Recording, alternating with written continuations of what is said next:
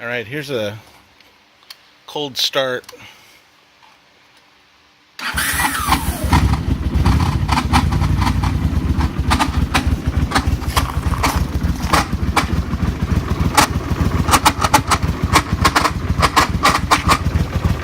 It's definitely coming from the radiator area.